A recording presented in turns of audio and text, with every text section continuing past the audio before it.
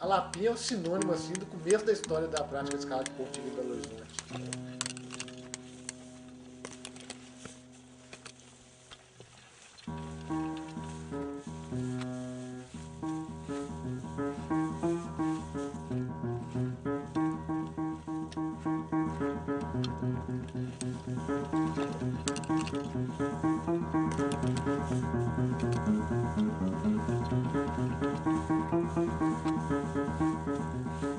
Bom, eu comecei a praticar esses esportes de aventura através da espeleologia.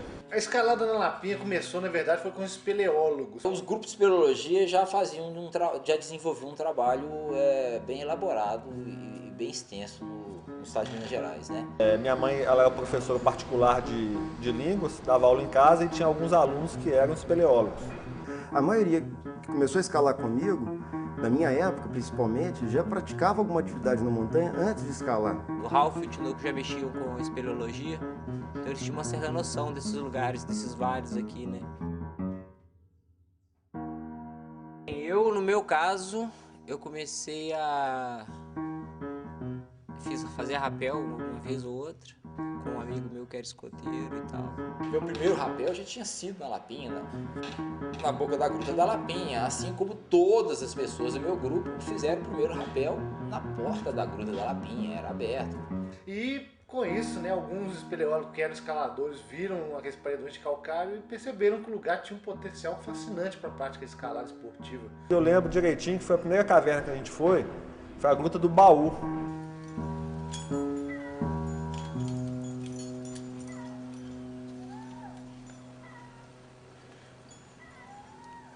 Às vezes acampava na porta do Lapinha e passava o final de semana inteiro aqui, fazendo, hoje olhando para trás, fazendo não sei o quê. A diversão era praticamente vir para cá, ficar andando no meio desses vales. Às vezes achava um buraquinho de caverna e entrando. A espeleologia virou nossa religião, porque todo final de semana a gente estava indo para a caverna, seja para fazer prospecção, exploração de caverna.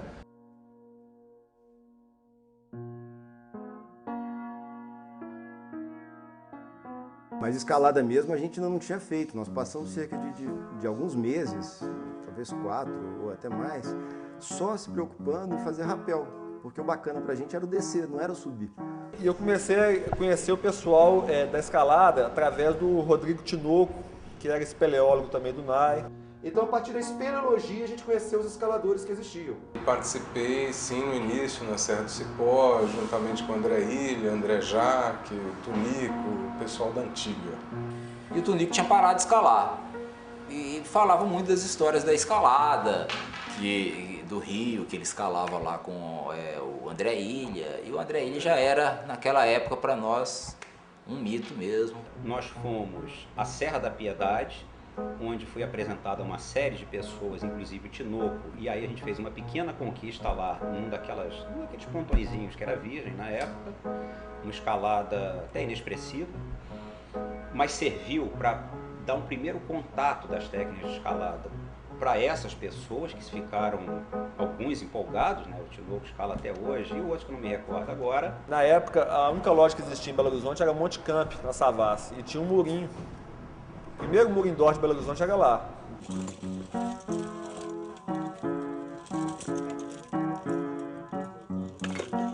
Com toda essa atividade da Lapinha, do grupo Espeleologia e tal, eu passei a vender equipamento para pessoas do tipo espeleólogos, escaladores. Eu comprei uma corda, o Fabiano comprou uma cadeirinha e o Mário comprou alguns mosquetões. Com isso a gente estava habilitado, desde que estivessem os 3 juntos, a fazer um rapel. Na verdade já tinha tido uma investida do Sérgio Tartari e do Alexandre Portela. Eles tinham ido já na Lapinha e aberto uma via lá. O pessoal já utilizava a Lapinha como local de treinamento de escalada, porém eles utilizavam só aquele maciço da frente ali da Gruta da Lapinha. E as escaladas todas que eles faziam eram de top rope. Primeira vez que eu tive contato com a Lapinha em termos de esporte, que eu conheci o mundo vertical, foi em 84. Eu era escoteiro, não tinha nada, ninguém subia, ninguém escalava na Lapinha em 84. O acesso ao equipamento era muito difícil para a gente aqui. O Brasil ainda não tinha essa abertura econômica que teve no final da década de 90, né? Se abrir para o resto do mundo comercialmente. Começamos a ir para Lapinha, levando cordas brancas, uns mosquetões de aço, não tinha baudrier, era assento americano, ou uma corda amarrada na cintura de um jeito apropriado, não tinha sapatilha, era quichutão. A gente escalava com quichute, a galera mais nova talvez nem sabe o que é isso.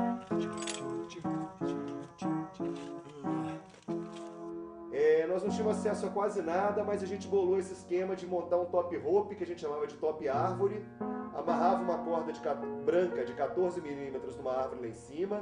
A corda era corda branca, de polipropileno, corda de se usar em caminhão para amarrar carga.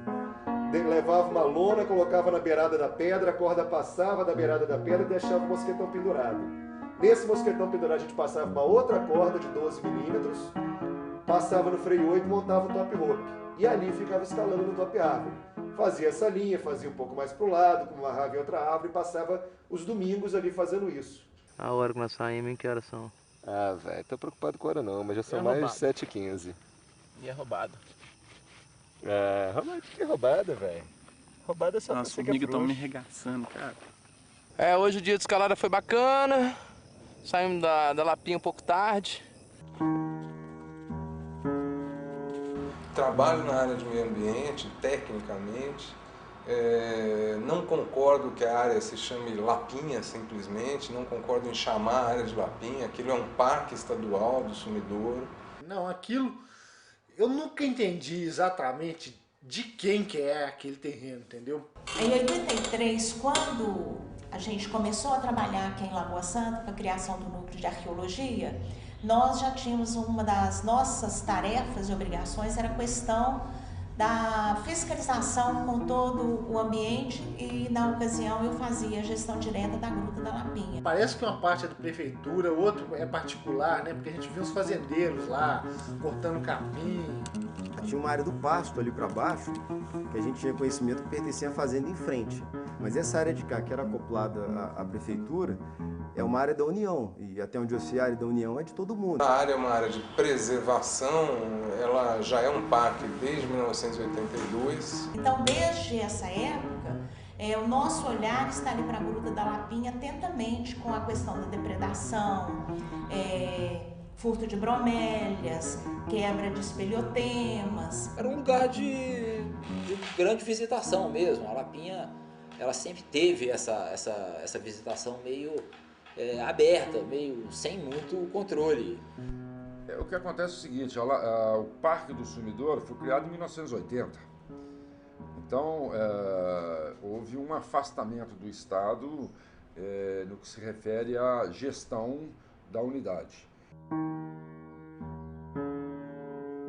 Depois que eu me tornei escalador, que eu percebi que os melhores locais, na verdade, as maiores falésias estavam atrás da Lapinha, no vale, atrás da Gruta da Lapinha, foi que dando um rolê lá uma vez, eu já estava escalando já, que eu convidei o Rodrigo Tinoco, que por sua vez convidou o Fabiano e o Ricardo Leal, para a gente fazer uma investida para realmente abrir as primeiras vias esportivas da Lapinha. Realmente a primeira proteção fixa foi o Ralph que bateu, né? E aí deu toque na gente. Eu lembro que eu fui, comecei na Carreglass, já visualizei a Carreglass e falei assim, não, aqui é o filé. E comecei a conquistar a Carreglass. Copo de calcário. Eu lembro que foi um custo para bater a primeira proteção, cara. Assim, num lance de 5º grau, meu braço estava tijolando horrores, né? Não sabia como é que parava, mas enfim, consegui. Nem sei o que eu arrumei lá, se entalei um nut, se eu parei num cliff, mas eu bati a primeira proteção fixa da Lapinha, foi nesse dia, num perrengue danado.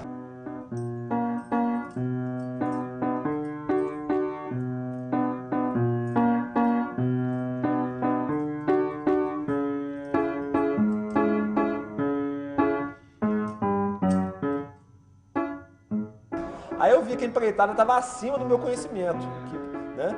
Não dava para mim encarar aquela sozinha. Eu tinha combinado com o Fabiano, com o Felipe, com o Ricardo Leal, para irmos grampear na Serra do Cipó. Só que aí com essa ligação do Ralph, eu já virei para eles e falei, olha, não vão para a Serra do Cipó, que tal a gente ir em Lagoa Santa, um lugar mais próximo, vamos abrir umas vias lá, e eles concordaram. Nesse dia nós terminamos essa via, que foi a Carrenglass, eu, Tinoco e Ricardo Leal. Grampeadas de baixo, né, diga-se de passagem.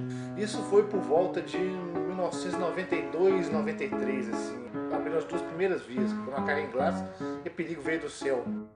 Então foram as duas primeiras vias da Lapinha esportivas.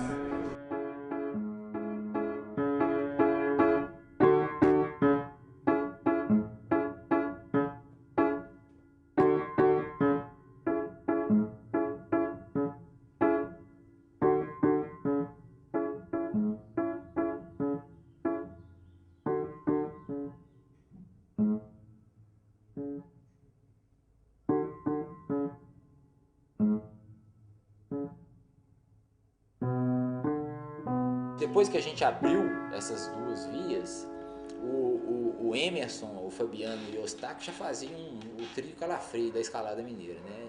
E a gente já veio com marreta, com talhadeira, com grampo, já querendo saber onde que a gente ia conquistar alguma via também.